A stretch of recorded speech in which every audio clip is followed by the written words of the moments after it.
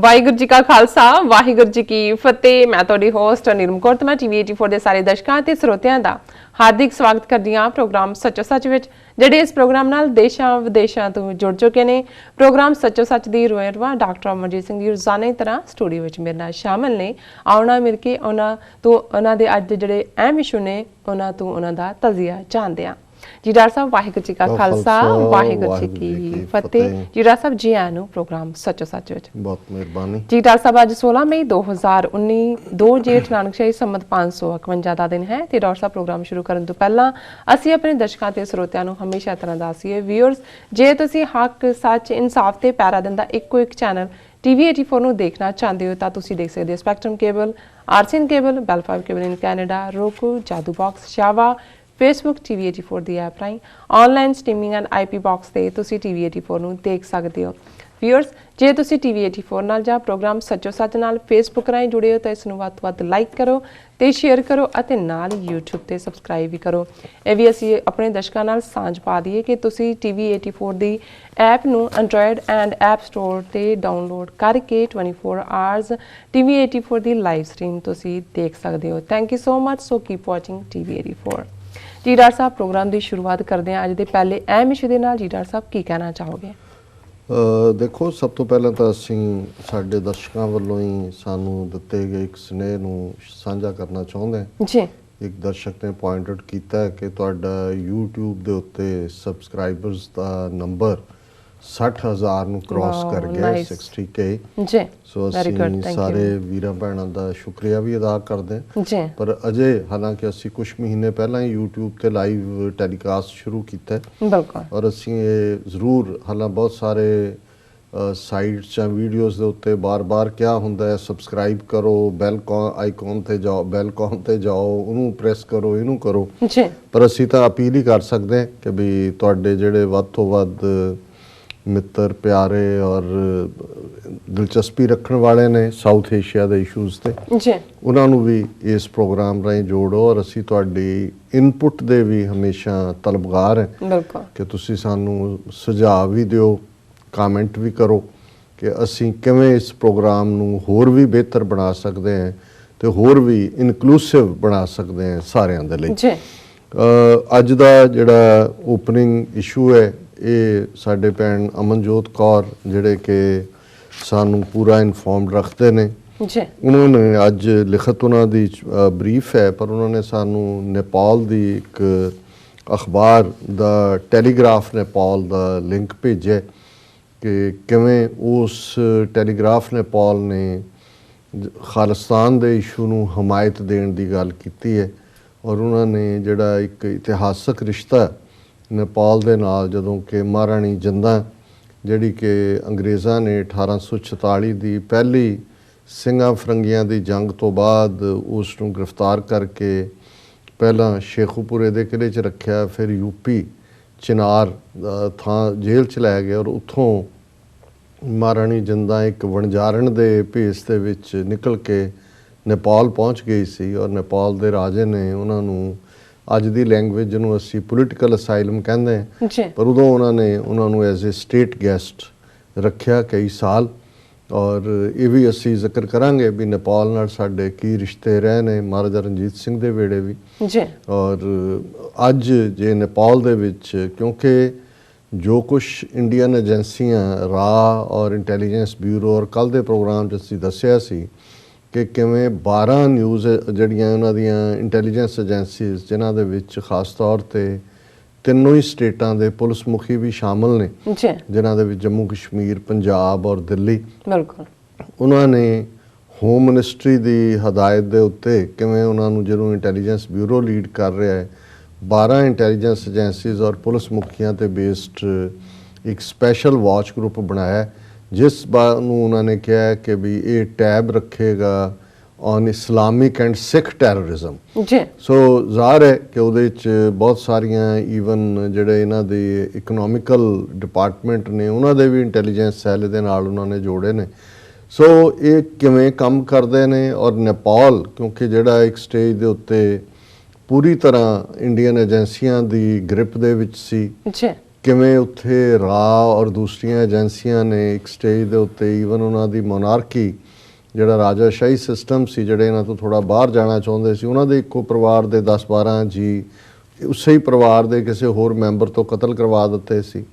ਔਰ ਬਾਅਦ ਦੇ ਵਿੱਚ ਉਹਨਾਂ ਨੇ ਨੇਪਾਲ ਨੂੰ ਬਿਲਕੁਲ ਇੱਕ ਭੂਟਾਨ ਵਾਂਗ ਬਣਾਉਣਾ ਚਾਹਿਆ, ਪਰ ਨੇਪਾਲ ਦੇ ਗੋਰਖੇ ਅਣਖੀ ਨੇ, ਬਹਾਦਰ ਨੇ, ਦੋਸਤ ਦੇ ਦੋਸਤ ਨੇ, ਪਰ ਜੇ ਉਹਨਾਂ ਨੂੰ ਪਤਾ ਲੱਗ ਜਾਏ ਕਿ ਕੋਈ ਦੋਸਤ ਦੇ ਭੇਖ ਦੇ ਵਿੱਚ ਦੁਸ਼ਮਣੀ ਕਰਦਾ ਹੈ ਤੇ ਫਿਰ ਉਹ ਵੀ ਜਿਹੜੇ ਨੇ ਬੜੇ ਖੂੰਖਾਰ ਨੇ। ਬਿਲਕੁਲ। ਸੋ ਜ਼ਾਹਰ ਹੈ ਵੀ ਅੱਜ ਹਾਲਾਤ ਇਹ ਨੇ ਵੀ ਨੇਪਾਲ ਭਾਰਤ ਦੀ ਗ੍ਰਿਪ ਚੋਂ ਹੀ ਨਹੀਂ ਨਿਕਲਿਆ ਉਹਨਾਂ ਨੇ, ਕਿਉਂਕਿ ਨੇਪਾਲ ਇੱਕੋ ਇੱਕ ਦੇਸ਼ ਸੀ ਜਿਹੜਾ ਡਿਕਲੇਅਰਡ ਹਿੰਦੂ ਨੇਸ਼ਨ ਸੀ ਜੀ, ਔਰ UN ਦੇ ਵਿੱਚ ਵੀ ਉਸ ਦੀ recognition as a Hindu nation ਹੀ ਸੀ। ਔਰ ਉੱਥੇ ਇਹਨਾਂ ਦਾ ਪੂਰਾ ਜਿਹੜਾ ਉਹ ਰਾਜਾਸ਼ਾਹੀ ਦੇ ਉੱਤੇ ਇਹਨਾਂ ਨੇ ਕੰਟਰੋਲ ਕੀਤਾ ਹੋਇਆ ਸੀ ਔਰ ਉੱਥੋਂ ਇਹ ਪੂਰਾ ਆਪਰੇਟ ਕਰਦੇ ਸੀ।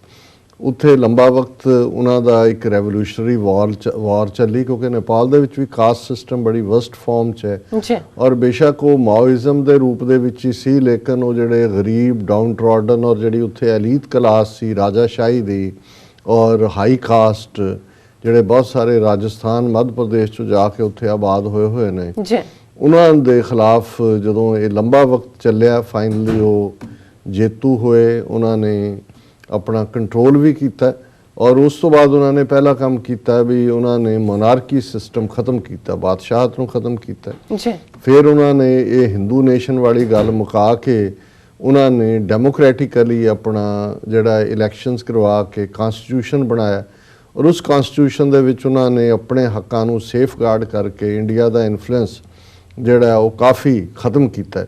ਲੇਕਿਨ ਜਦੋਂ ਈਵਨ ਕਨਸਟੀਟਿਊਸ਼ਨ ਤੋਂ ਬਾਅਦ ਚੋਣਾਂ ਹੋਣ ਤੱਕ ਵੀ ਕਿਵੇਂ ਇੰਡੀਅਨ ਏਜੰਸੀਆਂ ਨੇ ਜਿਹੜਾ ਬਾਰਡਰ ਨੇਪਾਲ ਦਾ ਯੂਪੀ ਔਰ ਬਿਹਾਰ ਨਾਲ ਲੱਗਦਾ ਹੈ, ਉਹਨਾਂ ਦੇ 5-6 ਜ਼ਿਲ੍ਹੇ ਨੇ ਜਿੱਥੇ ਹਿੰਦੀ ਸਪੀਕਿੰਗ ਮਦੇਸੀ ਜਿਨ੍ਹਾਂ ਨੂੰ ਕਹਿੰਦੇ ਨੇ ਮੂਲ ਦੇ ਲੋਕ ਨੇ, ਉਹ ਨੇਪਾਲ ਦਾ ਹਿੱਸਾ 17ਵੀਂ-18ਵੀਂ ਸਦੀ ਦੇ ਵਿੱਚ ਬਣਿਆ। ਬੇਸਿਕਲੀ ਇਹਨਾਂ ਦੀ ਯੂਪੀ ਬਿਹਾਰ ਦੀ ਬੈਲਟ ਹੈ, ਲੇਕਿਨ ਉਹਨਾਂ ਰਾਹੀਂ ਕਿਵੇਂ ਔਰ ਉਹਨਾਂ ਦੇ ਸਾਈਜ਼ੇਬਲ ਨੰਬਰ ਵੀ ਚੁਣੇ ਜਾਂਦੇ ਨੇ। ਜਦੋਂ ਤੁਹਾਡੇ 6 ਜ਼ਿਲ੍ਹੇ ਹੋਣ ਇੱਕੋ ਹੀ, ਹੁਣ ਉਹਨਾਂ ਉਸ ਗਰੁੱਪ ਦੇ ਕੋਲ ਆਲਮੋਸਟ ਬੈਲੈਂਸ ਸੀ, ਉਹਨੂੰ ਇੰਡੀਅਨ ਏਜੰਸੀਆਂ ਨੇ ਇਸਤੇਮਾਲ ਕੀਤਾ ਔਰ ਇੱਕ ਸਟੇਜ ਦੇ ਉੱਤੇ ਕਿਵੇਂ ਉਹਨਾਂ ਨੇ ਰਿਪੀਟਡਲੀ ਨੇਪਾਲ ਦਾ ਇਕਨੋਮਿਕਲ ਬਲੌਕੇਡ ਵੀ ਕੀਤਾ, ਕਿਉਂਕਿ ਨੇਪਾਲ ਦੀ ਜੇ ਤੁਸੀਂ ਜਿਓਗ੍ਰਾਫੀਕਲ ਸਿਚੁਏਸ਼ਨ ਦੇਖੋ ਤਾਂ ਨੇਪਾਲ ਲੈਂਡ ਲੌਕਡ ਹੈ, ਉਹ ਸਮੁੰਦਰ ਨਹੀਂ ਲੱਗਦਾ ਔਰ ਉੱਥੇ ਰੋਟੀ ਵੀ ਤਵਿਆਂ ਤੇ ਉਹਨਾਂ ਦੇ ਤਾਂ ਹੀ ਪੱਕਦੀ ਹੈ ਸ਼ਾਮ ਨੂੰ, ਕਿਉਂਕਿ ਸਾਰਾ ਹੀ ਜਿਹੜਾ ਜਾਣ ਵਾਲਾ ਸਿਸਟਮ ਹੈ ਉਹ ਕੈਰੋਸਿਨ ਆਇਲ ਹੋਏ, ਉਹ ਫੂਡ ਹੋਏ, ਦੂਸਰੀਆਂ ਚੀਜ਼ਾਂ ਹੋਣ, ਉਹ ਇੰਡੀਆ ਤੋਂ ਹੀ ਜਿਹੜੀਆਂ ਨੇ ਉਹ ਜਾਂਦੀਆਂ ਸੀ। ਔਰ ਇਹਨਾਂ ਨੇ ਜਿਹੜਾ ਇਸ ਹੱਦ ਤੱਕ ਉਹ ਇਕਨੋਮਿਕਲ ਬਲੌਕੇਡ ਜਿਹੜਾ ਪਹਿਲਾਂ ਹਕੂਮਤ ਨੇ ਆਪਣੇ ਲੈਵਲ ਤੇ ਕੀਤਾ ਸੀ ਕੁਝ ਸਾਲ ਪਹਿਲਾਂ, ਬਾਅਦ 'ਚ ਇਹਨਾਂ ਮਦੇਸੀਆਂ ਤੋਂ ਕਰਵਾਇਆ ਜਿਨ੍ਹਾਂ ਨੂੰ ਇਹੀ ਬੈਕ ਕਰ ਰਹੇ ਸੀ, ਤਾਂ ਕਿ ਨੇਪਾਲ ਨੂੰ ਇਹ ਫੋਰਸ ਕਰਨ ਸਰੈਂਡਰ ਕਰਨ ਲਈ ਕਿ ਨੇਪਾਲ ਵੀ ਭੂਟਾਨ ਵਾਂਗ ਜਿਹੜਾ ਇਹਨਾਂ ਦੇ ਪੈਰਾਂ ਤੇ ਆ ਕੇ ਡਿਗੇ। ਪਰ ਨੇਪਾਲ ਨੇ ਰੈਜ਼ਿਸਟ ਕੀਤਾ ਔਰ ਫਿਰ ਨੇਪਾਲ ਦੇ ਵਿੱਚ ਅਰਥਕੁਏਕ ਆਇਆ ਉਸ ਪੀਰੀਅਡ 'ਚ। ਇਹ ਅਰਥਕੁਏਕ ਦੇ ਬਹਾਨੇ ਕਿ ਜੀ ਅਸੀਂ ਰਾਹਤ ਦੇ ਲਈ ਭੇਜਣੇ ਨੇ, ਇਹਨਾਂ ਨੇ 80-90% ਜਿਹੜੇ ਬੰਦੇ ਨੇ ਉਹ ਇੰਟੈਲੀਜੈਂਸ ਏਜੰਸੀਆਂ ਦੇ ਉੱਥੇ ਭੇਜ ਦਿੱਤੇ ਔਰ ਉਹ ਅਰਥਕੁਏਕ 'ਚ ਬਹੁਤ ਤਬਾਹੀ ਹੋਈ ਸੀ। ਔਰ ਕੁਛ ਦੇਰ ਤਾਂ ਉਹਨਾਂ ਨੇ ਜਦੋਂ ਆਬਜ਼ਰਵ ਕੀਤਾ ਫਿਰ ਉਹਨਾਂ ਨੇ ਇਹ ਕਿਹਾ ਵੀ ਜਿੰਨੇ ਬਾਹਰਲੇ ਨੇ ਇੱਥੇ ਰਿਲੀਫ ਦੇ ਲਈ ਆਏ ਹੋਏ ਸਾਰੇ ਇੱਥੋਂ ਲੀਵ ਕਰ ਜਾਓ, ਕਿਉਂਕਿ ਮੈਨੂੰ ਤਾਂ ਯਾਦ ਹੈ ਕਿ ਕਿਉਂਕਿ ਯੂਨਾਈਟਿਡ ਸਿਕਸ ਵੀ ਉੱਥੇ ਰਿਲੀਫ ਆਪਰੇਸ਼ਨ ਦੇ ਵਿੱਚ ਇਨਵੋਲਵ ਸੀ ਔਰ ਉਦੋਂ ਇਹ ਪਤਾ ਲੱਗਾ ਵੀ ਇਹ ਆਲ ਆਫ ਏ ਸਡਨ ਕੀ ਹੋਇਆ, ਕਿਉਂਕਿ ਨੇਪਾਲ 'ਚ ਗਰੀਬੀ ਵੀ ਬੜੀ ਹੈ, ਗੁਰਬਤ ਬਹੁਤ ਹੈ, ਵੀ ਇਹ ਇਹਨਾਂ ਨੇ ਕਿਉਂ ਕੱਢ ਦਿੱਤੇ। ਫਿਰ ਇਹ ਸਮਝ ਆਈ ਕਿ ਵੀ ਇਹਨਾਂ ਨੇ ਇੰਡੀਅਨ ਏਜੰਸੀਆਂ ਅਦਰਵਾਈਜ਼ ਇਹਨਾਂ ਲਈ ਔਖਾ ਹੋਣਾ ਸੀ, ਉਹਨਾਂ ਨੇ ਇੱਕ ਵਾਰੀ ਕੱਢ ਕੇ ਫਿਰ ਉਹਨਾਂ ਨੇ ਜਿਹੜੀਆਂ ਬਾਹਰਲੀਆਂ ਜੈਨੂਇਨ ਸੀ ਆਰਗੇਨਾਈਜੇਸ਼ਨਸ ਉਹਨਾਂ ਨੇ ਐਕਸੈਸ ਦਿੱਤੀ ਔਰ ਉਹਨਾਂ ਨੇ ਉੱਥੇ ਘਰ ਵੀ ਬਣਾਏ, ਦੂਸਰੀਆਂ ਲੋੜਾਂ ਵੀ ਪੂਰੀਆਂ ਕੀਤੀਆਂ।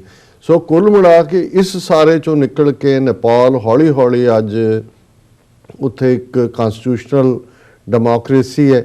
ਉਹਨਾਂ ਨੇ ਆਪਣੇ ਤਰੀਕੇ ਦੇ ਨਾਲ ਆਪਣੇ ਕਲਚਰ ਨੂੰ ਵੀ ਸੇਫ ਕੀਤਾ, ਇੰਡੀਅਨ ਇਨਫਲੂਐਂਸ ਉਹਨਾਂ ਨੇ ਬਿਲਕੁਲ ਕੱਟ ਦਿੱਤਾ ਹੈ ਔਰ ਉਹਨਾਂ ਨੇ ਸਮਝਦੇ ਆ ਵੀ ਇੰਡੀਆ ਜ਼ਿਆਦਾ ਖਰਾਬ ਨਾ ਕਰੇ ਅੱਗੋਂ, ਉਹਨਾਂ ਨੇ ਥੋੜਾ ਚਾਈਨਾ ਵੱਲ ਵੀ ਝੁਕਾ ਰੱਖਿਆ ਔਰ ਜਿਹੜੀ one belt one road policy ਹੈ ਜਿਹੜੀ ਕਿ ਇੰਡੀਆ ਅਪੋਜ਼ ਕਰ ਰਿਹਾ ਹੈ ਉਹਦੇ 'ਚ ਹਿੱਸਾ ਨਹੀਂ ਹੈ ਉਹਦਾ।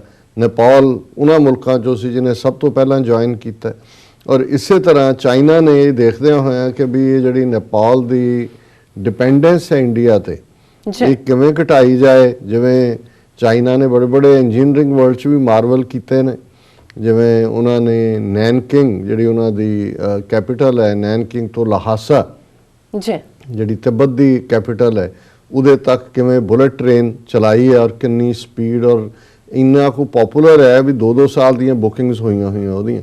ਹੁਣ ਉਹਨਾਂ ਨੇ ਈਵਨ ਕਿਉਂਕਿ ਤਿੱਬਤ ਨਾਲ ਨੇਪਾਲ ਦਾ ਬਾਰਡਰ ਲੱਗਦਾ ਹੈ ਤੇ ਤਿੱਬਤ ਚੀਨ ਦਾ ਹਿੱਸਾ ਹੈ, ਸੋ ਉਹਨਾਂ ਨੇ ਈਵਨ ਕਾਠਮੰਡੂ ਤੱਕ ਪਹੁੰਚ ਕਰਨ ਵਾਲਾ ਟ੍ਰੇਨ ਸਿਸਟਮ ਔਰ ਉੱਥੇ ਹੋਰ ਵੀ ਸੜਕਾਂ ਔਰ ਇਨਫਰਾਸਟ੍ਰਕਚਰ ਬੜੀ ਤੇਜ਼ੀ ਦੇ ਨਾਲ ਜਿਹੜਾ ਚਾਈਨਾ ਬਿਲਡ ਕਰ ਰਿਹਾ।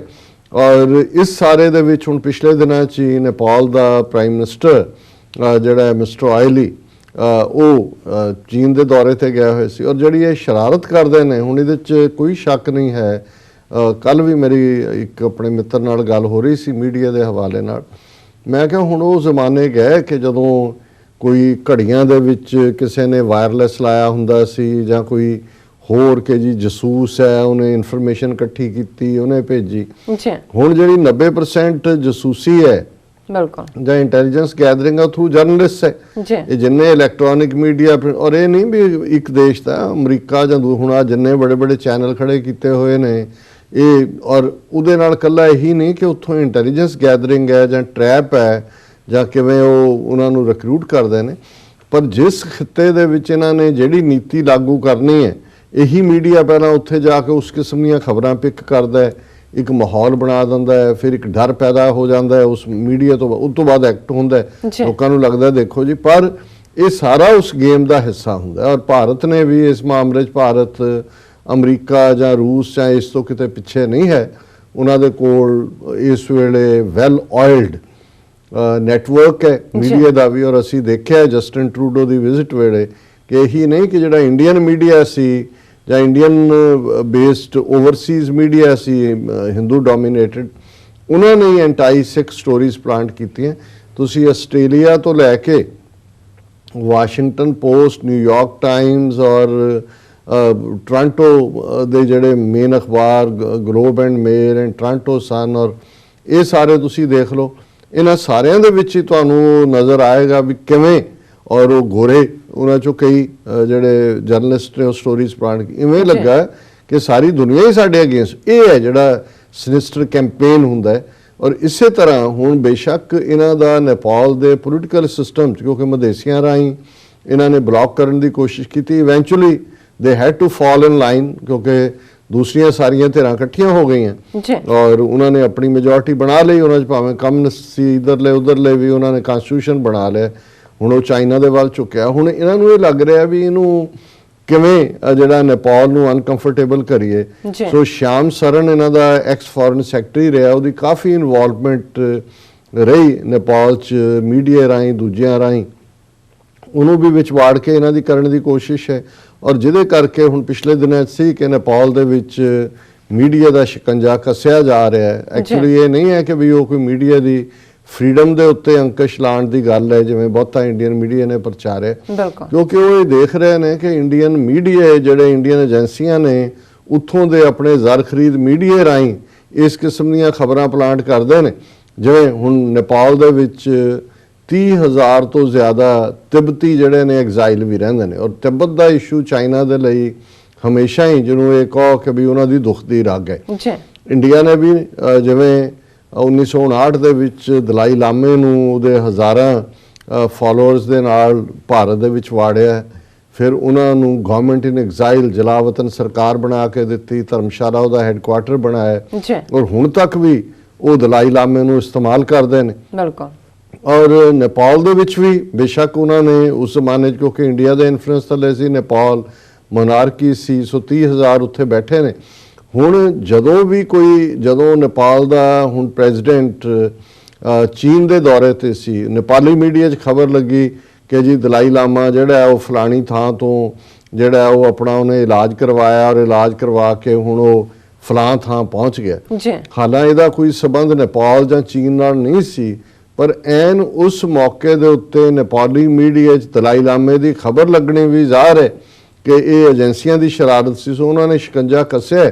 ਔਰ ਇੱਕ ਟ੍ਰੈਂਡ ਜਿਹੜਾ ਇਸ ਲਿਖਤ ਤੋਂ ਟੈਲੀਗ੍ਰਾਫ ਨੇਪਾਲ ਤੋਂ ਜ਼ਾਹਰ ਹੁੰਦਾ ਹੈ ਕਿ ਨੇਪਾਲ ਵਾਲਿਆਂ ਨੂੰ ਵੀ ਉਹਨਾਂ ਦੇ ਮੀਡੀਆ ਜਾਂ ਉਹਨਾਂ ਦੀਆਂ ਏਜੰਸੀਆਂ ਵੀ ਮੈਂ ਕਹਿ ਸਕਦਾ ਉਹਨਾਂ ਨੂੰ ਇਹ ਸਮਝ ਆਈ ਹੈ ਵੀ ਇਹ ਇੰਡੀਆ ਦਾ ਕਾਊਂਟਰ ਇਹ ਹੈ ਕਿ ਵੀ ਜਿਹੜੀਆਂ ਮੂਵਮੈਂਟਸ ਆਜ਼ਾਦੀ ਦੀਆਂ ਭਾਰਤ ਦੇ ਵਿੱਚ ਚੱਲਦੀਆਂ ਉਹਨਾਂ ਨੂੰ ਹਮਾਇਤ, ਔਰ ਇਹ ਇੱਕ ਬੜਾ ਚੰਗਾ ਟ੍ਰੈਂਡ ਹੈ। ਔਰ ਮੈਂ ਸਮਝਦਾ ਹਾਂ ਕਿ ਵੀ ਜਦੋਂ ਅਸੀਂ ਖਾਲਿਸਤਾਨ ਦੀ ਗੱਲ ਕਰਦੇ ਹਾਂ ਆਉਣ ਵਾਲੇ ਪੀਰੀਅਡ ਦੇ ਵਿੱਚ ਰੈਫਰੈਂਡਮ 2020 ਦੀ ਗੱਲ ਹੈ ਔਰ ਇਹ ਸਾਰੇ ਦੇ ਨਾਲ ਜੁੜਿਆ ਹੋਇਆ ਜਿਹੜਾ ਕੌਮੀ ਅਵੇਅਰਨੈਸ ਦੀ ਗੱਲ ਹੈ ਉਸ ਦੇ ਵਿੱਚ ਇੱਕ ਨੇਪਾਲ ਰਾਹੀਂ ਜਾਂ ਨੇਪਾਲ ਦੇ ਇੱਕ ਪ੍ਰੋਮੀਨੈਂਟ ਅਖਬਾਰ ਦੇ ਵਿੱਚ ਖਾਲਿਸਤਾਨ ਦੇ ਕੇਸ ਦੀ ਐਡਵੋਕੇਸੀ ਹੋਣਾ ਔਰ ਸਬੰਧ ਜੋੜਨਾ ਕਿ ਵੀ ਕੱਲ ਨੂੰ ਜੇ ਖਾਲਿਸਤਾਨ ਬਣ ਜਾਏ ਸਾਡਾ ਨੇਬਰ ਜਿਹੜਾ ਉਹ ਖਾਲਿਸਤਾਨ ਹੋਏ ਔਰ ਇਹ ਸਾਡੇ ਲਈ ਬਹੁਤ ਚੰਗਾ ਇੱਕ ਸ਼ਗਨ ਹੋਏਗਾ। ਸਿੱਖ ਰਾਜ ਦੀ ਮਹਾਰਾਣੀ ਜਿੰਦਾਂ ਵੀ ਸਾਡੇ ਸਟੇਟ ਗੈਸਟ ਬਣ ਕੇ ਰਹੀ ਸੀ। ਸੋ ਜ਼ਾਹਰ ਹੈ ਕਿ ਮੈਸੇਜ ਔਰ ਇਹ ਸਾਰੇ ਦਾ ਆਧਾਰ ਇਸ ਟੈਲੀਗ੍ਰਾਫ ਨੇਪਾਲ ਨੇ ਔਰ ਇਹ ਆਰਟੀਕਲ ਮਿਸਟਰ ਐਨਪੀ ਉਪਾਧਿਆਏ ਨੇ ਲਿਖਿਆ ਔਰ ਇਹਦਾ ਬੇਸ ਉਹਨਾਂ ਨੇ ਜਿਹੜਾ ਟਾਈਮ ਮੈਗਜ਼ੀਨ ਦੇ ਵਿੱਚ ਮੋਦੀ ਨੂੰ ਜਿਹੜਾ ਡਿਵਾਈਡਰ ਇਨ ਚੀਫ ਦੇ ਥੱਲੇ ਦਿੱਤਾ ਹੈ ਉਹਨੂੰ ਆਧਾਰ ਬਣਾ ਕੇ ਲਿਖਿਆ ਕਿ ਕਿਵੇਂ ਜਿਹੜੀਆਂ ਮੋਦੀ ਦੀਆਂ ਨੀਤੀਆਂ ਨੇ ਮੋਦੀ ਦੀ ਫੇਲਿਅਰ ਹੈ ਔਰ ਕਿਵੇਂ ਇੰਡੀਆ ਟੁਕੜੇ ਟੁਕੜੇ ਹੋਣ ਜਾ ਰਿਹਾ ਔਰ ਉਹਦੇ 'ਚ ਉਹਨਾਂ ਨੇ ਜਿਹੜੇ ਸਵੀਟ ਨੇਬਰ ਦੀ ਗੱਲ ਕੀਤੀ। ਜਦੋਂ ਅਸੀਂ ਪਾਕਿਸਤਾਨ ਦੇ ਹਵਾਲੇ ਨਾਲ ਗੱਲ ਕਰਦੇ ਕਿ ਪਾਕਿਸਤਾਨ ਸਾਡਾ ਹਮਸਾਇਆ ਕੱਲ ਜਦੋਂ ਕਿ ਖਾਲਿਸਤਾਨ ਦਰਿਆਏ ਜਮਨਾ ਤੋਂ ਵਾਘਾ ਤੱਕ ਹੋਣ ਚਾਹੁੰਦਾ ਹੈ ਕਿਵੇਂ ਸਾਡੇ ਰਿਸ਼ਤੇ ਜਿਹੜੇ ਨੇ ਉਹ ਅਮਰੀਕਾ ਕੈਨੇਡਾ ਵਾਂਗ ਹੋਣਗੇ। ਇਸੇ ਤਰ੍ਹਾਂ ਜੇ ਨੇਪਾਲ ਦੇ ਵਿੱਚ ਬੈਠਾ ਇੱਕ ਪ੍ਰੋਮੀਨੈਂਟ ਜਰਨਲਿਸਟ ਇਹ ਡ੍ਰੀਮ ਕਰ ਰਿਹਾ ਕਿ ਖਾਲਿਸਤਾਨ ਸਾਡਾ ਨੇਬਰ ਹੋਏ। ਹੁਣ ਕਈਆਂ ਨੂੰ ਲੱਗੇਗਾ ਕਿ ਜੀ ਇਹ ਖਾਲਿਸਤਾਨ ਦੇ ਨਾਲ ਨੇਪਾਲ ਦਾ ਕਿਵੇਂ ਬਾਰਡਰ ਲੱਗੇਗਾ ਔਰ ਕੀ ਨੇਬਰਹੁੱਡ ਹੈ। ਸ਼ਾਇਦ ਬਹੁਤਿਆਂ ਨੂੰ ਨਹੀਂ ਪਤਾ ਵੀ ਜਿਹੜਾ ਅੱਜ ਜਿਸ ਨੂੰ ਸ਼ਹੀਦ ਊਧਮ ਸਿੰਘ ਨਗਰ ਕਹਿੰਦੇ ਨੇ ਜ਼ਿਲ੍ਹਾ ਉੱਤਰਾਖੰਡ ਦੇ ਨਾਲ ਜੋੜਿਆ ਹੋਇਆ ਔਰ ਉੱਤਰਾਖੰਡ ਦਾ ਬਾਰਡਰ ਜਿਹੜਾ ਉਹ ਨੇਪਾਲ ਦੇ ਨਾਲ ਲੱਗਦਾ ਔਰ ਕੱਲੇ ਉਸ ਊਧਮ ਸਿੰਘ ਨਗਰ ਜਾਂ ਉੱਤਰਾਖੰਡ 'ਚ 1 ਮਿਲੀਅਨ ਸਿੱਖ ਰਹਿੰਦੇ ਨੇ 10 ਲੱਖ ਦੇ ਕਰੀਬ ਔਰ ਉਹ ਬਹੁਤ ਸਾਰੇ ਜਿਹੜੇ ਨੇ ਮਝੈਲ ਨੇ ਗੁਰਦਾਸਪੁਰ ਔਰ ਅੰਮ੍ਰਿਤਸਰ ਜ਼ਿਲ੍ਹਿਆਂ ਤੋਂ ਉੱਠ ਕੇ ਗਏ। ਪਹਿਲਾਂ ਇਹੀ ਯੂਪੀ ਦਾ ਹਿੱਸਾ ਸੀ ਜਦੋਂ ਇਹਨਾਂ ਨੇ ਉੱਤਰਾਖੰਡ ਬਣਾਇਆ ਉਹਦੇ ਨਾਲ ਜੋੜ ਦਿੱਤਾ। ਸੋ ਉਹਨਾਂ ਦੇ ਲਈ ਨੇਪਾਲ ਆਉਣਾ ਜਾਣਾ ਇਵੇਂ ਹੀ ਹੈ ਜਿਵੇਂ ਇੱਧਰ ਕਿਸੇ ਵੇਲੇ ਜਦੋਂ ਇਹਨਾਂ ਨੇ ਤਾਰ ਨਹੀਂ ਸੀ ਲਾਈ ਹੋਈ ਅੰਮ੍ਰਿਤਸਰ ਗੁਰਦਾਸਪੁਰ ਫਿਰੋਜ਼ਪੁਰ ਤੇ ਆਮ ਇੱਧਰਲੇ ਉੱਧਰ ਚਲੇ ਜਾਂਦੇ ਸੀ। ਕਈ ਵਾਰੀ ਸ਼ਾਮ ਦੀ ਰੋਟੀ ਇੱਧਰ ਦਿਨ ਦੀ ਉੱਧਰ ਟੱਪ ਕੇ ਚਲੇ ਜਾਂਦੇ ਸੀ ਔਰ ਫਿਰ ਕਈਆਂ ਨੂੰ ਲੱਗੇਗਾ ਜੀ ਉਹ ਉੱਤਰਾਖੰਡ ਦੇ ਉਹਦੇ ਨਾਲ ਸਾਡਾ ਕੀ ਸੰਬੰਧ ਹੈ। ਔਰ ਜਦੋਂ ਅਸੀਂ ਨੈਚੁਰਲ ਜਿਹੜੇ ਸਾਡੇ ਬਾਰਡਰ ਸੀ ਜਿਵੇਂ ਅਸੀਂ 10ਵੇਂ ਪਾਤਸ਼ਾਹ ਨੇ ਪੌਂਟਾ ਸਾਹਿਬ ਜਿਹੜਾ ਹਿਮਾਚਲ ਦਾ ਹਿੱਸਾ ਹੈ ਅੱਜ ਉਹ ਵਸਾਇਆ ਔਰ ਜਦੋਂ ਉਹ ਦੇਹਰਾਦੂਨ ਗਏ ਜਮਨਾ ਦੇ ਦੂਜੇ ਪਾਸੇ ਉੱਤਰਾਖੰਡ ਹੈ। ਹੁਣ ਵੀ ਜਿਹੜੀਆਂ ਬੱਸਾਂ ਪੌਂਟਾ ਸਾਹਿਬ ਆਉਂਦੀਆਂ ਨੇ ਦੇਹਰਾਦੂਨ ਉੱਤਰਾਖੰਡ ਦਾ ਹਿੱਸਾ ਹੈ। ਸੋ ਜਦੋਂ ਅਸੀਂ ਬਾਰਡਰ ਦੀ ਗੱਲ ਕਰਦੇ ਹਾਂ ਜਾਂ ਉਹਨਾਂ ਨੇ ਕੈਲਕੂਲੇਟ ਕਰਕੇ ਸਵੀਟ ਨੇਬਰ ਕਿਹਾ ਖਾਲਿਸਤਾਨ ਨੂੰ ਉਹਨਾਂ ਦੇ ਸਾਹਮਣੇ 1 ਮਿਲੀਅਨ ਦੇ ਉਹ ਸਿੱਖ ਵੀ ਨੇ ਦੇਹਰਾਦੂਨ ਦੇ ਪਾਰ ਜਿਹੜਾ ਜਮਨਾ ਦੇ ਪਾਰ ਜਿਹੜਾ ਸਿੱਖਾਂ ਦਾ ਇਹ ਨੈਚੁਰਲ ਹਿਲਸ ਨੇ ਇਹ ਵੀ ਨੇ ਕਿਉਂਕਿ ਮਹਾਰਾਜਾ ਰਣਜੀਤ ਸਿੰਘ ਦੇ ਵੇਲੇ ਵੀ ਸਿਚੁਏਸ਼ਨ ਇਹੋ ਜਿਹੀ ਸੀ। ਸੋ ਇਹ ਆਰਟੀਕਲ ਤਾਂ ਬਹੁਤ ਲੰਬਾ ਹੈ ਕਿਉਂਕਿ ਉਹਦੇ 'ਚ ਉਹਨਾਂ ਨੇ ਅੱਡ ਇੰਡੀਆ ਦੇ ਔਰ ਉਹਦੇ 'ਚ ਇਹਨਾਂ ਨੇ ਇਹ ਵੀ ਕਿਹਾ ਵੀ ਕਿਵੇਂ ਸ੍ਰੀਲੰਕਾ ਦੇ ਵਿੱਚ ਵੀ ਰਾਹ ਨਹੀਂ ਇਹ ਬੰਬਿੰਗ ਕਰਵਾਈ ਹੈ ਜਿਹਦੇ ਥੱਲੇ ਹੁਣ ਮੁਸਲਮਾਨਾਂ ਦੇ ਖਿਲਾਫ ਉੱਥੇ ਹਿੰਸਾ ਹੋ ਰਹੀ ਹੈ ਔਰ ਹੋਰ ਵੀ। ਪਰ ਮੈਂ ਜਿਹੜਾ ਸਿੱਖਾਂ ਨਾਲ ਰਿਲੇਟਡ ਪਾਰਟ ਹੈ ਉਹਨੂੰ ਹੀ ਪ੍ਰੋਮੀਨੈਂਟਲੀ ਡਿਸਕਸ ਕਰਾਂਗੇ ਔਰ ਉਹਦੇ 'ਚ ਦਾ ਉਹਨਾਂ ਨੇ ਹੈਡਿੰਗ ਦਿੱਤਾ ਹੈ ਡਾਇਨਾਮਿਕ ਨਿਊਟਰੈਲਿਟੀ ਫॉर ਨੇਪਾਲ। ਬੜਾ ਇੰਟਰਸਟਿੰਗ ਕਿ ਡਾਇਨਾਮਿਕ ਨਿਊਟਰੈਲਿਟੀ ਵੀ ਨਿਊਟਰਲ ਹੈ ਅਸੀਂ ਤੁਹਾਡੇ 'ਚ ਪਰ ਡਾਇਨਾਮਿਕ ਦਾ ਮਤਲਬ ਹੈ ਕਿ ਜੇ ਇਹਨਾਂ ਦੀ ਇੰਟਰਫੀਅਰੈਂਸ ਇੰਡੀਆ ਦੀ ਸਾਡੇ 'ਚ ਹੈ ਸਾਨੂੰ ਵੀ ਜਿਹੜਾ ਇਸ ਦੇ ਉੱਤੇ ਹੁਣ ਕੁਝ ਡਾਇਨਾਮਿਜ਼ਮ ਦਿਖਾਉਣਾ ਚਾਹੀਦਾ ਔਰ ਉਹਨਾਂ 'ਚ ਕਿਹਾ ਕਿ better late than never the Indian population may have come to senses except the overly influenced Godi media. Nepal and baby Bhutan have reasons to smile. How Bangladesh feels is not known thou. ਹੁਣ ਇਹ ਬੜੇ interesting ਵੇ ਨਾਲ ਸ਼ੁਰੂ ਨੇ ਕੀਤਾ baby Bhutan ਕਿਉਂਕਿ ਭੂਟਾਨ ਜਿਹੜਾ ਉਹ ਵੀ ਇੰਡੀਆ ਦੀ ਜਿਹੜੀ ਗ੍ਰਿਪ ਚੋਂ ਨਿਕਲਣ ਦੀ ਕੋਸ਼ਿਸ਼ ਕਰ ਰਿਹਾ ਨੇਪਾਲ ਤੇ ਨਿਕਲ ਗਿਆ ਔਰ ਉਹਨੇ ਕਿਹਾ ਕਿ ਵੀ ਬੰਗਲਾਦੇਸ਼ 'ਚ ਵੀ ਸਾਨੂੰ ਨਹੀਂ ਪਤਾ ਕਿਵੇਂ ਹੈ ਪਰ ਉਹ ਵੀ ਇੰਡੀਅਨ ਇਨਫਲੂਐਂਸ ਚੋਂ ਜਿਹੜਾ ਫਸਦੇ ਜਾ ਰਹੇ ਨੇ ਨਿਕਲਣਾ ਚਾਹੁੰਦੇ ਨੇ। ਉਹਨੇ ਕਿਹਾ ਵੀ ਕਿਉਂ ਉਹਨੇ ਕਿਹਾ ਵੀ there is a reason to smile ਸਾਡੇ ਬੁੱਲਾਂ ਤੇ ਮੁਸਕਰਾਹਟ ਹੈ। Thanks the internationally acclaimed Time magazine, which has certified that the incumbent Prime Minister of India is the number one divider in chief, and that by implication means that PM Modi has already divided the Indian nation, the former Chaukidars of British India Company, into several pieces, and that his longer stay in power bodes ill for the entire nation. उन्हें कहा कि भी ये time magazine ने कहता है divider in chief, और ये जो ब्रिटिश गए ने ਉਹ ਇਹਨਾਂ ਨੂੰ ਚੌਕੀਦਾਰ ਬਣਾ ਕੇ ਜਾਣ ਲੱਗੇ ਬ੍ਰਿਟਿਸ਼ ਇੰਡੀਆ ਕੰਪਨੀ ਦੇ, ਔਰ ਇਹ ਜਿਹੜੇ ਨੇ ਹੁਣ ਫਰਦਰ ਕਈ ਟੁਕੜਿਆਂ 'ਚ ਵੰਡਿਆ ਜਾਏਗਾ ਕਿਉਂਕਿ ਹੈ ਹੀ ਇਹ ਕਈ ਟੁਕੜੇ ਸੀ। ਫਿਰ ਮੈਂ ਕਿਹਾ this is the indirect message to the Indian population which has the subtle hint to the people across the nation that kick this megalomaniac out from power corridors or else face communal religious riots of the highest order as revealed early this year in January 29, 2019 by US organization close to the government. ਉਹਨੇ ਕਿਹਾ ਕਿ ਜੀ ਇਹ ਜਿਹੜਾ message ਹੈ Indian population ਨੂੰ ਕਿ ਇਹ ਜਿਹੜਾ ਹੰਕਾਰਿਆ ਮੋਦੀ ਹੈ ਜਾਂ ਤਾਂ ਇਹਨੂੰ ਸੱਤਾ ਦੇ ਗਲਿਆਰਿਆਂ ਚੋਂ ਪਾਸੇ ਕਰੋ, ਨਹੀਂ ਤਾਂ ਫਿਰਕੂ ਮਜ਼ਹਬ ਬੇਸਡ ਫਿਰਕੂ ਫਸਾਦਾਂ ਦੇ ਲਈ ਤਿਆਰ ਹੋ ਜਾਓ, ਜਿਵੇਂ ਕਿ 29 ਜਨਵਰੀ 2019 ਦੀ US ਰਿਪੋਰਟ ਸੀ ਕਿ ਵੀ ਆਉਣ ਵਾਲੇ ਪੀਰੀਅਡ 'ਚ ਇੰਡੀਆ 'ਚ ਕੀ ਹੋਏਗਾ। The story of the poor Indian Dalits and the minority Muslims have ever remained in a pathetic state that demands no further elaborations. कि भारत ਦੇ ਵਿੱਚ ਦਲਿਤਾਂ ਦਾ ਕੀ ਹਾਲ ਹੈ ਔਰ ਮੁਸਲਮਾਨਾਂ ਦਾ ਕੀ ਹਾਲ ਹੈ ਇਸ ਬਾਰੇ ਕੋਈ ਬਹੁਤਾ ਦੱਸਣ ਦੀ ਲੋੜ ਨਹੀਂ, ਇਹ ਤਾਂ ਬਹੁਤ ਤਰਸਯੋਗ ਹਾਲਤ 'ਚ ਨੇ। We can just perceive their inner pains being a neighbor as to how it would have been for them to live with fundamentalist Hindus over these decades. ਅਸੀਂ ਅੰਦਾਜ਼ਾ ਹੀ ਲਾ ਸਕਦੇ ਹਾਂ ਕਿ ਗਰੀਬ ਦਲਿਤਾਂ ਦੇ ਲਈ ਔਰ ਮੁਸਲਮਾਨਾਂ ਦੇ ਲਈ ਕਿੰਨਾ ਮੁਸ਼ਕਲ ਹੋਇਆ ਹੋਵੇਗਾ ਕਿ ਪਿਛਲੇ ਕਈ ਦਹਾਕਿਆਂ ਤੋਂ ਕਈ ਦਹਾਈਆਂ ਤੋਂ ਹਿੰਦੂ ਜਿਹੜੇ ਫੰਡਾਮੈਂਟਲਿਸਟ ਨੇ ਉਹਨਾਂ ਦੇ ਨਾਲ ਕੱਟੜਵਾਦੀਆਂ ਦੇ ਨਾਲ ਰਹਿਣਾ ਔਰ ਜਿਉਣਾ। Some high-placed observers in India even claim that if Modi continues for yet another term, then India shall break into several pieces. ਕਿ ਵੀ ਕੁਛ ਜਿਹੜੇ ਨੇ ਉੱਚੇ ਲੈਵਲ ਦੇ ਲੋਕ ਜਿਹੜੇ ਐਨਾਲਿਸਟ ਨੇ ਉਹਨਾਂ ਦਾ ਇਹ ਹੈ ਵੀ ਜੇ ਇਹਨੂੰ ਸੈਕੰਡ ਟਰਮ ਮਿਲ ਗਈ ਭਾਰਤ ਦੇ ਕਈ ਟੁਕੜੇ ਹੋਣਗੇ। South Asian countries will have several neighbours then.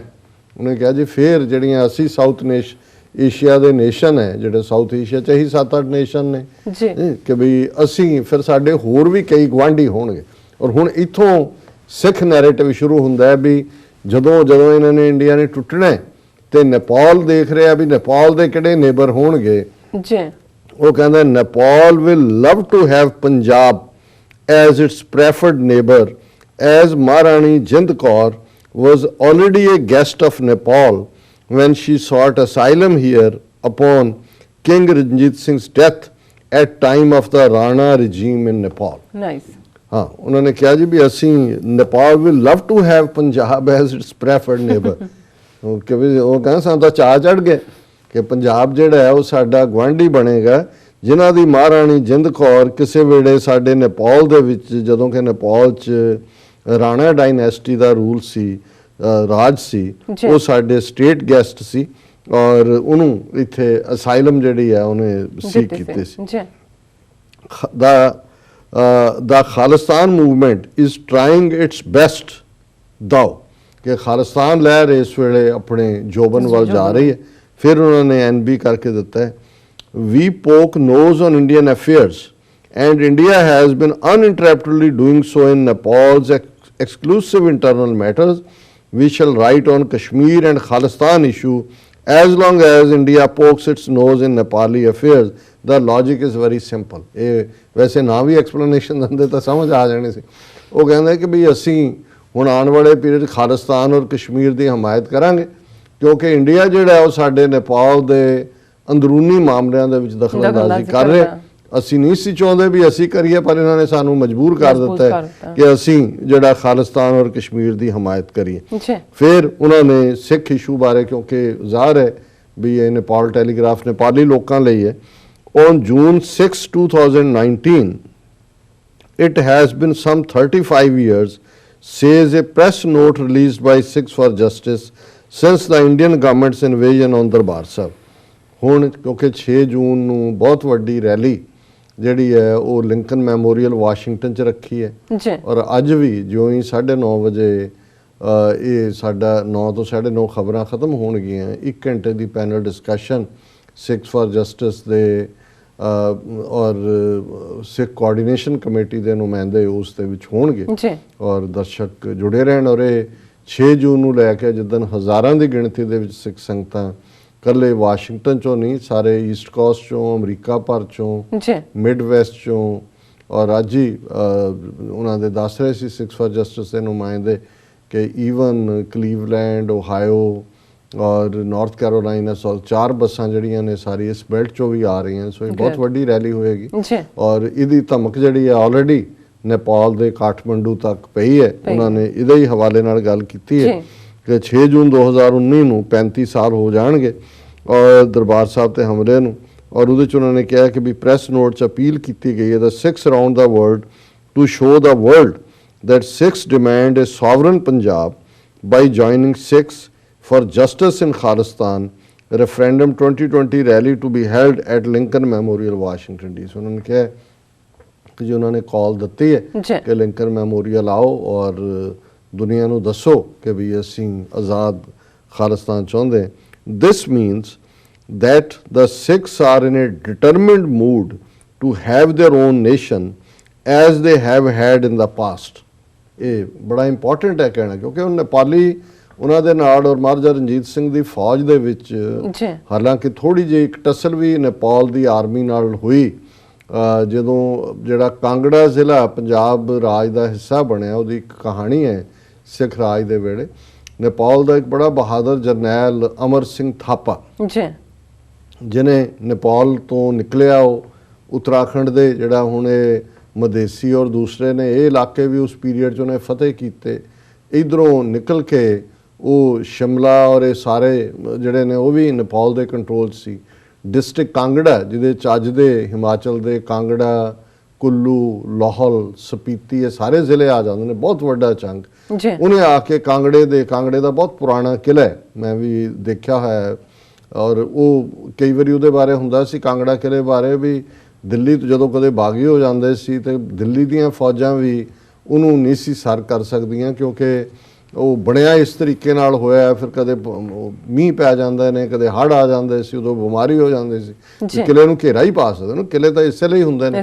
ਹੁਣ ਅਮਰ ਸਿੰਘ ਥਾਪਾ ਕਿਉਂਕਿ ਜ਼ਾਹਰ ਹੈ ਗੋਰਖੇ ਬਹਾਦਰ ਨੇ ਉਹਨੇ ਜਿਹੜਾ ਆ ਕੇ ਘੇਰ ਲਿਆ ਕਿਲੇ ਨੂੰ ਔਰ ਬਾਕੀ ਕਾਫੀ ਇਲਾਕਾ ਫਤਿਹ ਕਰ ਲਿਆ ਔਰ ਉਸ ਵੇਲੇ ਸੰਸਾਰ ਚੰਦ ਕਟੋਚ ਕਾਂਗੜੇ ਦਾ ਰਾਜਾ ਸੀ ਉਹਨੇ ਆਪਣਾ ਏਲਚੀ ਲਾਹੌਰ ਦਰਬਾਰ 'ਚ ਭੇਜਿਆ ਮਹਾਰਾਜਾ ਰਣਜੀਤ ਸਿੰਘ ਦੇ ਕੋਲ ਕਿ ਵੀ ਜੇ ਮੇਰੀ ਮਦਦ ਕਰੋ ਤਾਂ ਮੈਂ ਕਾਂਗੜੇ ਦਾ ਕਿਲ੍ਹਾ ਤੁਹਾਡੇ ਹਵਾਲੇ ਕਰ ਦਿਆਂਗਾ ਤੇ ਅਮਰ ਸਿੰਘ ਥਾਪਾ ਤੋਂ ਜਾਨ ਛਡਾਓ ਸਾਡੀ। ਸੋ ਸਿੱਖ ਫੌਜ ਆਈ। ਹੁਣ ਜ਼ਾਹਰ ਹੈ ਕਿ ਸਿੱਖ ਉਦੋਂ ਤੱਕ ਮੈਦਾਨੀ ਜਾਂ ਦੂਸਰੇ ਘੋੜ ਚੜ੍ਹੇ ਸੀ ਲੜਾਈਆਂ ਤੋਂ ਉਹੀ ਗਿੱਜੇ ਹੋਏ ਸੀ। ਹੁਣ ਇਹ ਜਿਹੜੀ ਪਹਾੜੀ ਲੜਾਈ ਹੈ ਇਹ ਜ਼ਾਹਰ ਹੈ ਕਿ ਫੁੱਟ ਸ਼ੋਲਜਰਸ ਦੀ ਲੜਾਈ ਸੀ। ਸੋ ਬੜੀ ਲਹੂ ਵੀਟਵੀਂ ਜਿਹਨੂੰ ਕਹਿੰਦੇ ਨੇ ਲੜਾਈ ਹੋਈ। ਸਿੱਖਾਂ ਦਾ ਬਹੁਤ ਨੁਕਸਾਨ ਹੋਇਆ ਗੋਰਖਿਆਂ ਦਾ ਤਾਂ ਹੋਇਆ ਹੀ ਹੋਇਆ। ਇਵੈਂਚੁਅਲੀ ਅਮਰ ਸਿੰਘ ਥਾਪਾ ਰਿਟਰੀਟ ਕਰ ਗਿਆ ਔਰ ਉਹ ਕਾਂਗੜੇ ਦਾ ਕਿਲ੍ਹਾ ਜਿਹੜਾ ਹੈ ਉਹਨੇ ਪਹਿਲਾਂ ਆਨਾਕਾਨੀ ਕੀਤੀ ਬਾਅਦ 'ਚ ਮਹਾਰਾਜਾ ਰਣਜੀਤ ਸਿੰਘ ਨੂੰ ਜਾਚ ਸੀ ਕਿਵੇਂ ਰਹਿਣਾ। ਇਸ ਤਰ੍ਹਾਂ ਕਾਂਗੜਾ ਸਾਰਾ ਜਿਹੜਾ ਸਿੱਖ ਰਾਜ ਦਾ ਹਿੱਸਾ ਬਣਿਆ। ਪਰ ਮਹਾਰਾਜਾ ਰਣਜੀਤ ਸਿੰਘ ਗੋਰਖਿਆਂ ਦੀ ਜਿਹੜੀ ਬਹਾਦਰੀ ਸੀ ਉੱਥੇ ਉਹਦੇ ਤੋਂ ਬਹੁਤ ਪ੍ਰਭਾਵਿਤ ਹੋਏ ਔਰ ਉਹਨਾਂ ਨੇ ਕਿਹਾ ਵੀ ਇਹ ਨੇ ਔਰ ਉਸ ਤੋਂ ਕੁਝ ਸਾਲ ਬਾਅਦ ਹੀ ਅੰਗਰੇਜ਼ਾਂ ਔਰ ਗੋਰਖਿਆਂ ਦੀ ਜੰਗ ਹੋ ਗਈ ਔਰ ਉਹਦੇ 'ਚ ਇਹ ਹੈ ਕਿ ਵੀ ਜ਼ਾਹਰ ਹੈ ਭਾਵੇਂ ਨੇਪਾਲ ਦੇ ਨਾਲ ਸਮਝੌਤਾ ਹੋਇਆ ਬਾਅਦ 'ਚ ਉਹਨਾਂ ਦੀ ਮੋਨਾਰਕੀ ਕਾਇਮ ਰਹੀ। ਹੁਣ ਉਹਦੇ ਜਿਹੜੀ ਜੰਗ 'ਚ ਜਿਹੜੇ ਗੋਰਖੇ ਅੰਗਰੇਜ਼ਾਂ ਦੇ ਖਿਲਾਫ ਲੜੇ ਸੋ ਜਿਹੜਾ ਜੰਗ ਦਾ ਸਮਝੌਤਾ ਸੀ ਉਹਦੇ ਥੱਲੇ ਵਾਪਸ ਨੇਪਾਲ 'ਚ ਉਹਨਾਂ ਨੂੰ ਨਹੀਂ ਸੀ ਉਹਨਾਂ ਨੇ ਇੰਪਲੋਏ ਕਰਨਾ। ਸੋ ਮਹਾਰਾਜਾ ਰਣਜੀਤ ਸਿੰਘ ਨੇ ਆਪਣੀ ਫੌਜ ਦੇ ਵਿੱਚ ਜਿਹਨੂੰ ਇਨਫੈਂਟਰੀ ਅੱਜ ਅਸੀਂ ਕਹਿੰਦੇ ਹਾਂ ਕਿਉਂਕਿ ਉਸ ਵੇਲੇ ਹਾਈ ਘੋੜ ਚੜ੍ਹਿਆਂ ਦੀ ਫੌਜ ਸੀ ਪੈਦਲ ਵਾਲੀ ਤਾਂ ਲੜਾਈ ਦਾ ਕਾਨਸੈਪਟ ਹੀ ਨਹੀਂ ਸੀ। ਸੋ ਪਹਿਲਾਂ ਰਣਜੀਤ ਸਿੰਘ ਨੇ ਜਿਹੜੇ ਭਰਤੀ ਕੀਤੇ ਉਹ ਗੋਰਖੇ ਸੀ ਔਰ ਵੱਡੀ ਗਿਣਤੀ ਜਿਹੜੇ ਉੱਥੋਂ ਨਿਕਲ ਕੇ ਆਏ ਔਰ ਫਿਰ ਇਹ ਸੀ ਵੀ ਉਹਨਾਂ ਨੂੰ ਨਿਹੰਗ ਜਾਂ ਦੂਜੇ ਪਸੰਦ ਨਹੀਂ ਸੀ ਕਰਦੇ ਸਿੱਖ ਔਰ ਮਹਾਰਾਜਾ ਰਣਜੀਤ ਸਿੰਘ ਨੇ ਯਕੀਨੀ ਬਣਾਇਆ ਕਿ ਉਹਨਾਂ ਦੀ ਜਦੋਂ ਪੈਰੇਡ ਹੁੰਦੀ ਸੀ ਪੈਦਲ ਫੌਜ ਵਾਲਿਆਂ ਦੀ ਗੋਰਖਿਆਂ ਦੀ ਤੇ ਉਹ ਖੁਦ ਉਸ ਦਾ ਮੁਆਇਨਾ ਕਰਦੇ ਸੀ। ਉਹਨਾਂ ਦੀ ਤਨਖਾਹ ਵੀ ਉਹਨਾਂ ਨੇ ਚੰਗੀ ਰੱਖੀ ਔਰ ਉਹਨਾਂ ਗੋਰਖਿਆਂ ਨੇ ਜਿਹੜੀਆਂ ਬਹੁਤ ਸਾਰੀਆਂ ਐਕਸਪੀਡੀਸ਼ਨ ਮੁਲਤਾਨ ਦੀ, ਪਿਸ਼ਾਵਰ ਦੀ, ਦੂਸਰੇ ਦੇ ਵਿੱਚ ਬੜਾ ਸੈਂਟਰਲ ਰੋਲ ਅਦਾ ਕੀਤਾ। ਸੋ ਇਹ ਇੱਕ ਕਨੈਕਸ਼ਨ ਸੀ। ਇਸ ਕਰਕੇ ਜਦੋਂ ਮਹਾਰਾਣੀ ਜਿੰਦਾਂ ਅੰਗਰੇਜ਼ਾਂ ਦੀ ਕੈਦ ਚੋਂ ਨਿਕਲ ਕੇ ਗਈ ਤੇ ਉਹਨੂੰ ਉਹ ਜਿਹੜਾ ਨੇਪਾਲ ਕਨੈਕਸ਼ਨ ਔਰ ਉਸ ਦੇ ਰਾਹੀਂ ਜਿਹੜਾ ਜਿਵੇਂ ਨੇਪਾਲ ਦੇ ਬਾਦਸ਼ਾਹ ਨੇ ਉਹਨੂੰ ਟ੍ਰੀਟ ਕੀਤਾ। ਸੋ ਇਹ ਇੱਕ ਹਿਸਟੋਰੀਕਲ ਪਾਰਟ ਹੈ। ਔਰ ਭਾਰਤ ਦੀ ਫੌਜ ਦੇ ਵਿੱਚ ਵੀ ਸਿੱਖਾਂ ਤੋਂ ਬਾਅਦ ਅੰਗਰੇਜ਼ਾਂ ਦੇ ਵੇਲੇ ਵੀ ਗੋਰਖੇ ਜਿਹੜੇ ਨੇ ਉਹ ਵਫਾਦਾਰ ਰਹੇ ਨੇ। ਅੱਜ ਵੀ ਇੰਗਲੈਂਡ ਦੀ ਆਪਣੀ ਆਰਮੀ ਦੇ ਵਿੱਚ ਪਤਾ ਨਹੀਂ ਸ਼ਾਇਦ 2 ਰੈਜੀਮੈਂਟਸ ਨੇ ਜਾਂ ਕਿੰਨੇ ਨੇ ਜਿਹੜੇ ਉਹ ਨੇਪਾਲ ਤੋਂ ਹੀ ਭਰਤੀ ਕਰਕੇ ਲਿਆਉਂਦੇ ਨੇ, ਉਹ ਬ੍ਰਿਟਿਸ਼ ਆਰਮੀ ਦਾ ਹਿੱਸਾ ਨੇ। ਸੋ ਜ਼ਾਹਰ ਹੈ ਕਿ ਵੀ ਇਹ ਜਦੋਂ ਨੇਪਾਲ ਟੈਲੀਗ੍ਰਾਫ ਇਸ ਆਰਟੀਕਲ ਨੂੰ ਛਾਪ ਰਹੀ ਹੈ ਤੇ ਉਹਨਾਂ ਦੇ ਸਾਹਮਣੇ ਉਹ ਸਾਰੇ ਪੁਰਾਣੇ ਰਿਸ਼ਤੇ ਵੀ ਨੇ ਪੰਜਾਬ ਦੇ ਨਾਲ ਸੰਬੰਧਾਂ ਦੇ ਵੀ। ਔਰ ਜ਼ਾਹਰ ਹੈ ਕਿ ਕਦੇ ਵੀ ਹੁਣ ਵਾਲੇ ਰਜੀਮ ਤੋਂ ਪਹਿਲਾਂ ਵੱਡੀ ਗਿਣਤੀ 'ਚ ਨੇਪਾਲ ਦੇ ਵਿੱਚ ਸਿੱਖ, ਖਾਸ ਤੌਰ 'ਤੇ ਜਿਹੜੇ ਜੰਮੂ ਕਸ਼ਮੀਰ ਓਰੀਜਨ ਦੇ ਨੇ, ਟਰਾਂਸਪੋਰਟ ਵੀ ਉਹਨਾਂ ਦੇ ਕੋਲ ਔਰ ਹੋਟਲ ਵੀ ਔਰ ਬਹੁਤ ਚੰਗੇ ਕਾਰੋਬਾਰੀ ਸਿੱਖ। ਔਰ ਕਦੇ ਵੀ ਨੇਪਾਲ ਦੇ ਗੋਰਖਿਆਂ ਦੇ ਨਾਲ ਟਕਰਾਅ ਦੀ ਲਾਈਨ ਨਹੀਂ ਰਹੀ। ਉਹ ਸਿੱਖਾਂ ਦੀ ਬਹੁਤ ਇੱਜ਼ਤ ਕਰਦੇ ਨੇ। ਔਰ ਮੇਰਾ ਤਾਂ ਖੈਰ ਇੱਕ ਨਿੱਜੀ ਵੀ ਵਾਹ ਰਿਹਾ ਮੇਰੇ ਸਕੂਲ ਡੇਜ਼ 'ਚ ਇੱਕ ਹਿੱਸਾ ਗੋਰਖਾ ਸਟੂਡੈਂਟਸ ਦਾ ਵੀ ਸੀ, ਹੈ। ਔਰ ਮੈਂ ਥੋੜ੍ਹੀ ਬਹੁਤ ਨੇਪਾਲੀ ਵੀ ਕਸਤੋ ਇੱਥੇ ਨੇਪਾਲੀਆਂ ਦੀ ਇੱਕ ਰੈਲੀ ਜਦੋਂ ਇੰਡੀਆ ਨੇ ਬਲੌਕਡ ਕੀਤਾ ਸੀ ਹੋਈ ਤੇ ਮੈਂ ਜਦੋਂ ਐਡਰੈਸ ਕਰਦਿਆਂ ਕਿਹਾ ਕਸਤੋ ਹਾਲ ਚਾਲ ਸ਼ਾਹ, ਰਾਮੜੋ ਸ਼ਾਹ, ਤੇ ਉਹ ਸਾਰਿਆਂ ਨੂੰ ਲੱਗਾ ਵੀ ਇਹ ਕਿੱਥੋਂ ਗੋਰਖਾਲੀ ਆ ਗਿਆ। ਸੋ ਮੈਂ ਤਾਂ ਵੈਸੇ ਵੀ ਐਡਮਾਇਰ ਕਰਦਾ ਕਿਉਂਕਿ ਬਹਾਦਰ ਲੋਕ ਨੇ ਜਿਹੜੇ ਬਹਾਦਰ ਲੋਕ, ਉਹਨਾਂ ਦਾ ਇੱਕ ਆਪਣਾ ਇੱਕ ਵਫਾਦਾਰੀ ਦਾ ਇੱਕ ਹੈ। ਔਰ ਮੈਨੂੰ ਇਹ ਚੰਗਾ ਲੱਗਾ ਕਿ ਵੀ ਨੇਪਾਲ ਨੇ ਜਿਹੜਾ ਸਿੱਖ ਇਸ਼ੂ ਤੇ ਇੰਟਰਸਟ ਦਿਖਾਇਆ। ਫਿਰ ਉਹਦੇ 'ਚ ਅਖੀਰ 'ਚ ਉਹਨਾਂ ਨੇ ਕਿਹਾ ਦਿਸ means that Sikhs are in a determined mood to have their own nation as they have had in the past। ਕਿ ਪਹਿਲਾਂ ਵੀ ਸਿੱਖਾਂ ਦੇ ਕੋਲ ਆਪਣਾ ਰਾਜ ਸੀ ਔਰ ਅੱਜ ਵੀ ਸਿੱਖ ਖਾਲਿਸਤਾਨ ਬਣਾਉਣ ਲਈ ਡਿਟਰਮਿਨਡ ਨੇ। Rahul Gandhi has formally apologised for the 1984 Sikh massacre. ਉਹਨਾਂ ਨੇ ਕਿਹਾ ਜੀ ਭਾਵੇਂ ਇਹਨਾਂ ਨੇ ਮਾਫੀ ਵੀ ਮੰਗ ਲਈ ਹੈ ਪਰ ਸਿੱਖ ਡਿਟਰਮਿਨਡ ਨੇ ਕਿ ਹੁਣ ਖਾਲਿਸਤਾਨ ਤੋਂ ਘੱਟ ਕੁਛ ਨਹੀਂ ਹੋਣਾ। ਫਿਰ ਉਹਨਾਂ ਨੇ ਜਿਹੜਾ ਅਗਲਾ ਆਰਟੀਕਲ ਹੈ ਲੰਬਾ ਚੌੜਾ, ਉਹਨਾਂ ਨੇ ਮਦੇਸੀਆਂ ਦੀ ਗੱਲ ਕੀਤੀ ਹੈ ਕਿ ਕਿਵੇਂ ਇੰਡੀਅਨ ਫੋਰਸਿਸ ਉੱਥੇ ਜਿਹੜੀਆਂ ਨੇ ਇੰਟਰਫੀਅਰ ਕਰ ਰਹੀਆਂ। ਔਰ ਇਸ ਦੇ ਨਾਲ ਉਹਨਾਂ ਨੇ ਜਿਹੜਾ ਸ਼ਾਮ ਸ਼ਰਨ ਦੀ ਗੱਲ ਕੀਤੀ ਹੈ ਕਿ ਕਿਵੇਂ ਉਹ ਇੰਟਰਫੀਅਰ ਕਰ ਰਿਹਾ। ਬਟ ਇਸ ਨੂੰ ਡਾਇਨਾਮਿਕ ਨਿਊਟਰੈਲਿਟੀ ਨੇਪਾਲ ਟੈਲੀਗ੍ਰਾਫ ਨੇਪਾਲ ਦੇ ਥੱਲੇ ਗੂਗਲ ਕਰਕੇ ਸਾਡੇ ਵੀਰ ਭੈਣਾਂ ਜਿਹੜੇ ਸਾਰਾ ਆਰਟੀਕਲ ਪੜ੍ਹਨਾ ਚਾਹਣ ਪੜ੍ਹ ਸਕਦੇ ਨੇ। ਪਰ ਅਸੀਂ ਸਮਝਦੇ ਹਾਂ ਵੀ ਇਹ ਇੱਕ ਬੜੀ ਪੋਜ਼ਿਟਿਵ ਲਾਈਨ ਹੈ। ਔਰ ਜਿਵੇਂ ਭੈਣ ਜੀ ਅਮਨਜੋਤ ਕੌਰ ਨੇ ਕਿਹਾ ਕਿ ਵੀ ਇਹ ਇੱਕ ਚੰਗਾ ਸਾਈਨ ਹੈ ਕਿ ਵੀ ਉਹਨਾਂ ਨੇ Nepal paper Telegraph Nepal has posted an article. ਇਹ ਉਹਨਾਂ ਨੇ ਕਿਹਾ ਕਿ it will love to have Khalistan as neighbour because Rani Jindan was Nepal state guest. ਫਿਰ ਉਹਨੂੰ ਲਿੰਕ ਦਿੱਤਾ the recent blockade of Nepal by India and Indian meddling in Madhesi movement in Nepal and suspect hand of ਰਾ in attacks on Muslims in Sri Lanka. So ਅਸੀਂ ਸਮਝਦੇ ਹਾਂ ਵੀ ਇਹ ਦਰਵਾਜ਼ੇ ਖੁੱਲ੍ਹ ਰਹੇ ਨੇ ਔਰ ਸਾਨੂੰ ਵੀ ਖਾਲਿਸਤਾਨ ਦੀ ਐਮਬੈਸੀ ਮੁੱਢਲੇ ਤੌਰ 'ਤੇ ਪਾਕਿਸਤਾਨ 'ਚ ਖੋਲ੍ਹਣ ਦੀ, ਨੇਪਾਲ 'ਚ ਖੋਲ੍ਹਣ ਦਾ ਬਹੁਤ ਚਾਅ ਹੋਏਗਾ। ਔਰ ਅਸੀਂ ਜਿੱਥੇ ਪਾਕਿਸਤਾਨ ਦੇ ਗੁਆਂਢੀ ਬਣਨ ਦੀ ਲੋਚਾ ਕਰ ਰਹੇ ਹਾਂ ਉੱਥੇ ਹੁਣ ਨੇਪਾਲ ਨੇ ਸਾਨੂੰ ਦੱਸ ਦਿੱਤਾ ਵੀ ਸਾਡਾ ਬਾਰਡਰ ਕਿਵੇਂ ਨੇਪਾਲ ਦੇ ਨਾਲ ਵੀ ਲੱਗਣਾ ਔਰ ਅਸੀਂ ਉਹਨਾਂ ਦੇ ਸਵੀਟ ਨੇਬਰ ਬਣਨਾ। ਸੋ ਨਾਈਸ ਜੀ ਡਾਕਟਰ ਸਾਹਿਬ, ਤੁਹਾਡਾ ਬਹੁਤ ਬਹੁਤ ਸ਼ੁਕਰੀਆ। ਤੁਸੀਂ ਪਹਿਲਾ ਇਸ਼ੂ ਸਾਡੇ ਦਰਸ਼ਕਾਂ ਨਾਲ ਸਾਂਝਾ ਕੀਤਾ। ਇੱਥੇ ਲੈਣੇ ਆ ਬ੍ਰੇਕ ਤੋਂ ਪਹਿਲਾਂ ਅਸੀਂ ਆਪਣੇ ਦਰਸ਼ਕਾਂ ਤੇ ਸਰੋਤਿਆਂ ਨੂੰ ਅਪੀਲ ਤੇ ਬੇਨਤੀ ਕਰ ਦਈਏ। ਵਿਊਅਰਸ, ਜਿਸ ਤਰ੍ਹਾਂ ਕਿ ਤੁਸੀਂ ਜਾਣਦੇ ਹੋ ਕਿ TV 84 ਇੱਕ ਪੰਥਕ ਚੈਨਲ ਹੈ। TV 84 ਸਿੱਖਾਂ, ਕਸ਼ਮੀਰੀਆਂ ਅਤੇ ਭਾਰਤੀਆਂ ਨੌਰਥ ਈਸਟ ਸਟੇਟਾਂ ਦੇ ਲੋਕਾਂ ਦੇ ਸਵੈ ਨਿਰਣੇ ਦੇ ਹੱਕਾਂ ਦਾ ਹਾਮੀ ਹੈ।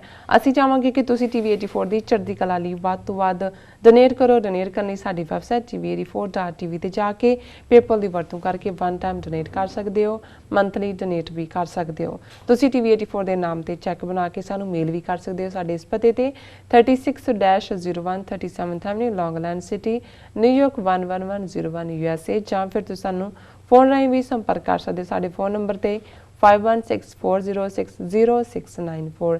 Thank you so much viewers. ਵਿਚਾਰਾਂ ਦਾ ਸਿਲਸਿਲਾ ਇਸ ਤਰ੍ਹਾਂ ਚੱਲਦਾ ਰਹੇਗਾ। ਮਿਲਦੇ ਹਾਂ ਛੋਟੇ ਜਿਹੇ ਬ੍ਰੇਕ ਤੋਂ ਬਾਅਦ।